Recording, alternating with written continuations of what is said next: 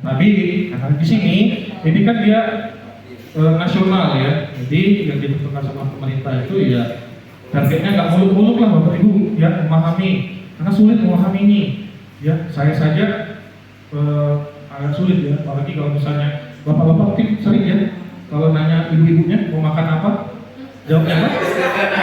Gitu ya, jawabnya terserah. Jadi kita disuruh memahami, susah kan?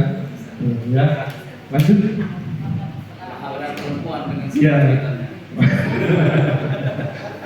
Oke, memahami CP adalah langkah pertama yang penting. Jadi Bapak Ibu, CP itu betul-betul dibaca ya, baca, dilihat, pahami, ya kan? Nah, setiap pendidik perlu familiar dengan apa yang mereka ajarkan, terlepas dari apakah mereka akan mengembangkan kurikulum, ATP, atau silabusnya sendiri. Jadi dibacanya jangan jadi dibacanya itu kalau saya seluruh elemennya, jadi dilihat di situ. Nah, kenapa? Karena nanti kita akan menuju TP-nya. Nah, dari TP-nya baru ke ATP-nya, itu kita akan lihat keterhubungannya. Nah, seperti itu. Apakah bisa kita ke penghubungannya atau tidak? Apakah dia bisa berjalan sendiri-sendiri? Nah, itu kita bisa lihat nanti di situ ya. Nah, catatan pada SMK beberapa pembahasan. Jadi kita bisa kalau SMK kayak tadi yang disebut sama Bu Leni, kita kan ada Daihatsu ya, kita bisa menyesuaikan. Jadi tidak ini ya. Lanjut. Nah, sekarang kita ke tujuan pembelajaran. Merumuskan tujuan pembelajaran. Pada tahap ini pendidik mulai mengolah ide-ide. Jadi dari CP-CP tadi kan kita akan dapat bayangan ya, ya. Jadi Bapak Ibu baca. Bapak Ibu sudah baca belum CP-CP-nya? Sudah ya. Jadi dari CP-CP itu kan kebayang kita. Oh, nanti saya akan mengajarkan ini. Oh, nanti saya akan mengajarkan ini. Oh, prosesnya ini. Kan itu ada ide-idenya kan. Oh, nanti strateginya kayak gini, model pembelajarannya kayak gini. Nah, itu semua ada ide-idenya. Nah, ide-ide itu nanti akan kita jadikan ya sebagai kata-kata kunci yang dikumpulkan untuk merumuskan ya tujuan pembelajaran ya. Tujuan pembelajaran yang dikembangkan ini perlu dicapai peserta didik dalam satu fase atau lebih jam pelajaran. Hingga akhirnya pada penghujung fase mereka dapat mencapai CP. Oleh karena itu, untuk CP dalam satu fase, pendidik perlu menambahkan beberapa tujuan pembelajaran. Ya, untuk CP dalam satu fase, jadi nggak cuma satu. Ya, lanjut. Pendidik belum mengurutkan tujuan-tujuan pembelajaran, cukup merancang tujuan pembelajaran. Karena kalau sudah mengurutkan, itu maksudnya kemana? Bu Eni? Kalau kita mengurutkan tujuan-tujuan pembelajaran, itu sudah masuk ke ATP. Ya, ATP. Cukup merancang tujuan-tujuan saja kita saat ini ya. Terus penulisan tujuan pembelajaran sebaiknya memuat dua komponen. Yang pertama adalah kompetensi, yaitu kemampuan atau keterampilan yang perlu ditunjukkan, didemonstrasikan oleh peserta didik. Contohnya tadi kayak memahami, menerapkan, kalau di produktif ada kemampuan, ya, kita ada segala macamnya. Terus ada lingkup materi, yaitu konten dan konsep utama yang perlu dipahami pada akhir satu pembelajaran. Ya, kontennya apa sih, materi-materi yang akan kita ajarkan di situ, ya, begitu. Taksonomi belum berguna untuk proses perumusan tujuan pembelajaran. Jadi pada saat kita sudah merumuskan tujuan pembelajaran, maka kita harus ada taksonomi belum.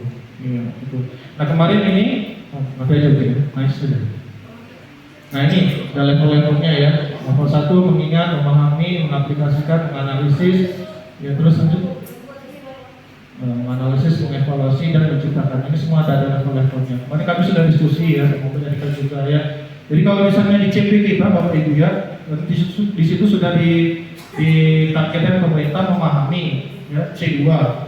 Ya, maka kalau kata saya, ya, kita nggak usah mulu-mulu. Jadi kita cukup saja sampai di C2 maksimumnya, di tujuan pembelajarannya. Ya, mulai kita bisa merumuskan tujuan pembelajarannya dari C1, C2 gitu ya. Nah, kemarin Bu Erika juga bilang ya, boleh kok katanya kalau mau lebih ya, boleh aja silakan. Ya, kalau memang tercapai targetnya, mau sampai C5 gitu ya, atau C6 boleh aja. Ya, tapi pemerintah nggak menuntut itu, setahu saya. Ya, pemerintah menuntut sampai C2 C2 atau C berapa yang ada di C2. Begitu.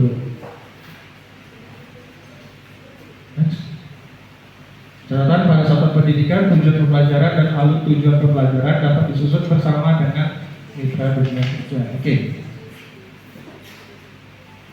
Lanjut. Nah, sekarang kita masuk di tujuan pembelajarannya. Mungkin nanti juga kita praktek ya. Jadi di panduan itu ada 3 alternatif ya, 3 alternatif. Yang pertama merumuskan tujuan pembelajaran langsung ya berdasarkan CP. Ini yang paling gampang ya. Yang kedua merumuskan tujuan pembelajaran dengan menganalisis kompetensi dan lingkup materi pada CP. Yang ketiga merumuskan tujuan pembelajaran lintas elemen CP.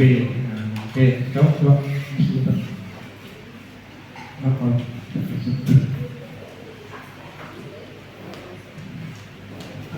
Nah, jadi kalau kita lihat, kalau yang pertama, Bapak Ibu ya, alternatif yang pertama merumuskan tujuan pembelajaran secara langsung. Jadi di sini, baca nggak Bapak Ibu? Oh ya, sebentar ya, coba saya lihat.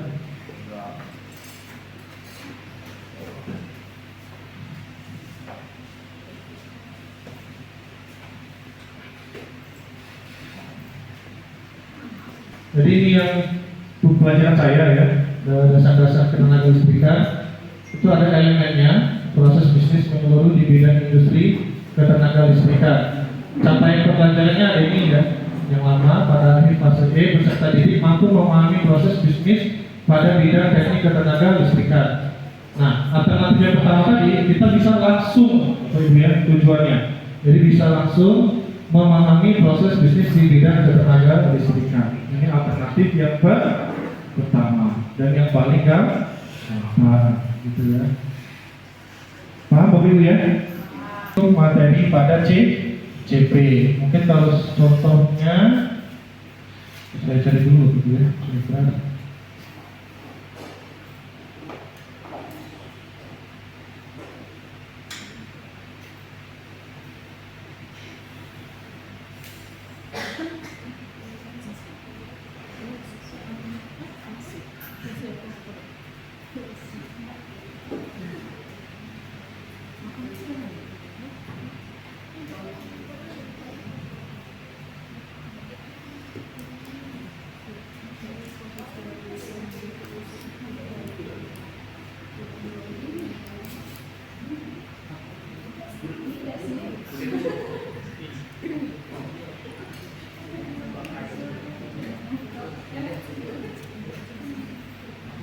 Nah ini Bapak Ibu ya, ini alternatif yang pertama tadi ya. Jadi dari CP kita langsung saja ke tujuan pembelajarannya, langsung dirumuskan ya. Yang kedua merumuskan tujuan pembelajaran dengan menganalisis kompetensi dan lingkup materi pada CP. Nah ini mungkin yang dibagikan sama Bu Leni tadi ya, formatnya kayak gini kan, betul ya? Nah, ya, tadi ada elemennya, ada kompetensinya, ada lingkup materinya. Udah ke ATP belum? Belum, ATP-nya di bawah. Nah, ya. Ini elemennya, contohnya matematika, ya. Pada akhir fase B, peserta didik menunjukkan pemahaman dan intuisi bilangan. Nah, kompetensinya dibuat apa saja? Diambil dari CP-nya, ya. Elemennya ini bilangan Bapak Ibu ya, CP-nya ini. Nah, kompetensinya ini diambil semua, lingkup materinya juga diambil dari sini. Nah, jadi dipisahkan. Baru lanjut nanti ke ATP-nya, ya, perumusan ATP-nya. Ini B1 penomorannya ini boleh bebas, tidak ditentukan. Ya.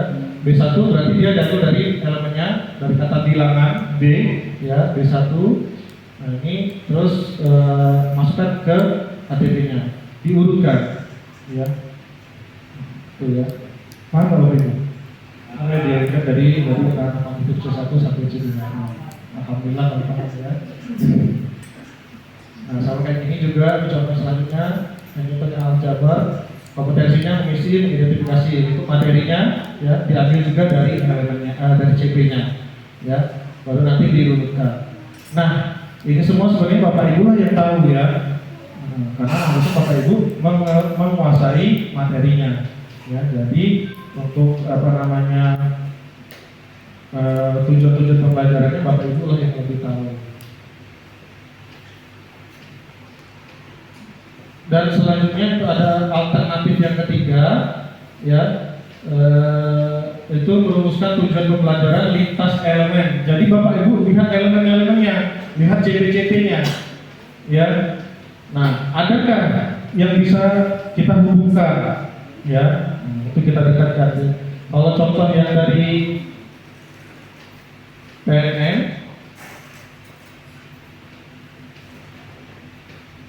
nah ini dia dihubungkan ya, dia masuk nih, ya, 1,1, 1,2 dimasukkan dengan tahap 1 itu bergabung dengan elemen kedua dan elemen ketiga, seperti itu.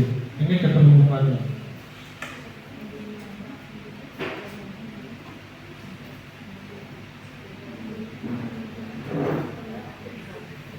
Nah, kalau kita lihat dari sini, contohnya ini yang matematika ya, elemen pengukuran sama elemen geometri, ya. Karena di sini CP-nya dia mengukur ya, itu hubungan antara satuan baku panjang dan juga di sini geometri ya, bangun datar. Jadi di sini untuk tujuan pembelajarannya dia menentukan hubungan digabungkan dengan menjelaskan ciri berbagai bentuk bangun datar. Karena ini berhubungan antara pengukuran dengan pengukuran secara langsungnya, pengukuran di bangun datarnya. Jadi kita bisa lebur jadi satu, ya. Untuk itu alternatif yang ketiga, merumuskan tujuan pembelajaran. Nah, kemudian jadi bisa secara langsung, bisa kita analisis dari kompetensi dan materinya, atau kita bisa lihat dari performa antar elemennya. Nah, ini butuh Bapak Ibu yang paham gitu, yang harus materi-materinya apa saja yang diajarkan. Karena kalau nggak paham, bingung, nanti saya ngajar apa, nah itu agak sulit kita di situ, ya. Udah, ini mau langsung praktik atau coba yang tadi atau enggak, langsung aja? Langsung. Oh ya, oke.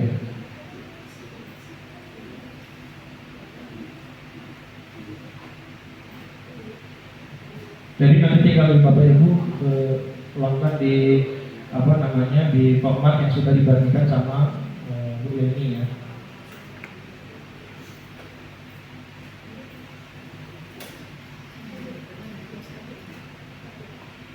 Dan kedua atau ketiga, merumuskan lintas elemen ya. Kalau saya lebih suka ya lintas elemen. Jadi karena dia akan kita akan tahu, karena gini Bapak Ibu, kalau kita nggak lintas elemen, kalau saya ya, contohnya di ketenaga listrikan, dia nggak runut Bapak Ibu. Pertama dia di situ kalau kita elemen-elemennya, dia sudah pekerjaan, tapi selanjutnya ada K3-nya. Nah, harusnya K3 dulu dong, ya, baru pekerjaannya, gitu. Nah, kalau kita langsung aja begitu, itu nggak runut ya. Jadi sebenarnya Bapak Ibu langsung lebih paham seperti itu ya. Tapi kalau mau ambil mudahnya, kita langsung rumuskan dari CP. Misalnya kita masuk ke ATP, alur tujuan pembelajaran. Nah, jadi seperti ini, alur tujuan pembelajaran ya alur dari tujuan-tujuan yang sudah kita buat tadi. Kan kita sudah merumuskan ya tujuan-tujuannya apa. Nah, sekarang kita alurkan. Makanya kata-katanya kita menentukan atau menyusun alur tujuan pembelajaran. Kalau kita gambarnya di petunjuknya seperti ini, ya. Jadi ada fase awal. Jadi tujuan pembelajaran pertama, kedua, ketiga, keempat, dan selanjutnya sampai akhir fase. Akhir fasenya apa? Mungkin ada yang tahu, Mbak Eka? Tahu Mbak Eka? Akhir fase itu apa? Akhir fase berarti CP, capaian atau pembelajaran, goalsnya kita mau kemana? Ya, anggaplah misalnya kita dari Lahar mau ke Palembang, mampir dulu ke Muarini, ya kan, ke mana namanya? Merabu, terus Gelombang gitu. gambar terus oke macamnya. Nah itu ya, ya itu mampir-mampir itu kan TPTP ya, nah, ini kan disusun-susun. Nah, makanya dia istilahnya apa? Dia disusun itu rasional gitu ya. Jadi nggak awang-awang, enggak, tetap rasional. Ya boleh mau Bapak Ibu misalnya dari Lahat ke Palembang lewat Linggau, terserah ya, suka-suka ya kan. Tapi ingat tujuannya mau kemana ya. Dan ya kalau bisa sesimpel mungkin, sesederhana mungkin ya. Nah, berhubungan dengan setahu saya ya, pemahaman saya berhubungan dengan pembelajaran terdiferensiasi ya. Jika misalnya di tujuan pembelajaran ini ada anak tadi misalnya mampir ke mall ini, kan ada anak yang pecah ban gitu kan, atau ada anak yang ngisi bensin dulu gitu, ada yang lapar mau makan dulu. Nah itu kan disitulah diferensiasinya. Mungkin ada juga anak yang ready, dia lanjut lagi ke Prabu Muli ya. Nah itu kita bisa diferensiasi siswa pembelajarannya di situ. Makanya tadinya di TP-nya tadi kita susun dari C1, C2, C3 gitu. Tapi nanti ingat, setahu saya nanti di rapor, nah kita ambil dia disesuaikan dengan CP. Ya, kalau CP-nya C2, ya nanti bisa masuk di C2. Kalau saya masukin semua, nanti bisa satu pelajaran itu satu halaman ya. Kemudian, nah sekarang menyusun ya. Alur tujuan pembelajaran ini diperoleh pendidik dengan merancang sendiri berdasarkan CP, mengembangkan modifikasi dan menggunakan contoh yang disediakan pemerintah. Boleh Bapak Ibu ya, contoh boleh. Tapi ATM kan Aldo tadi ya, amati, tiru, modifikasi. Kalau ATP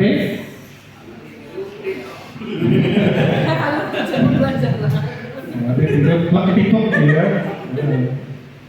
Boleh aja, nggak disalahkan kok. Ya, nggak akan dituntut. Ya, Bapak, Ibu-ibu nggak dituntut. Karena yang dituntut cuma iya.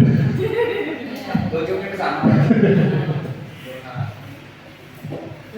Oke, alur tujuan pembelajaran juga disusun secara linier, tadi ya, linier.